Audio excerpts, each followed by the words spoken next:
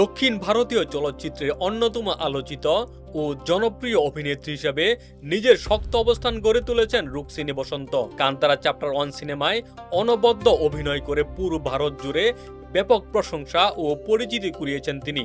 বর্তমানে নতুন cinema toxic এবং জুনিয়র এনটিআরের বিপরীতে ড্রাগন সিনেমায় বড় আয়োজন নিয়ে ব্যস্ত সময় পার করছেন রুক্মিণী।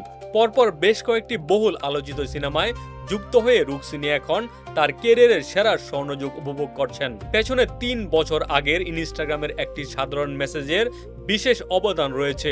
2023 সালে মুক্তি পাওয়া সপ্ত সাগারাদাচি এল্লো সিনেমায় সুযোগ পাওয়ার গল্প ইন্ডিয়া টুডের একটি অনুষ্ঠানে তুলে ধরেন অভিনেত্রী। কাস্টিং এর খবর জানতে পেরে সরাসরি নির্মাতা হেমন্ত রাওয়ের ইনস্টাগ্রাম অ্যাকাউন্টে নিজের অভিনয়ের আগ্রহ জানিয়ে মেসেজ পাঠান। শুধু সোশ্যাল মিডিয়ায় মেসেজ দিয়েই ক্ষান্ত না হয়ে নির্মাতার ইমেলেও নিজের বায়োডাটা এবং পোর্টফোলিও সফলভাবে পাঠান তিনি। প্রায় 10 দিন পর নির্মাতা সাড়া পেয়ে অডিশনে অংশ নেন এবং নিজের যোগ্যতা বলে সিনেমাটিতে মূল চরিত্রের সুযোগ পান।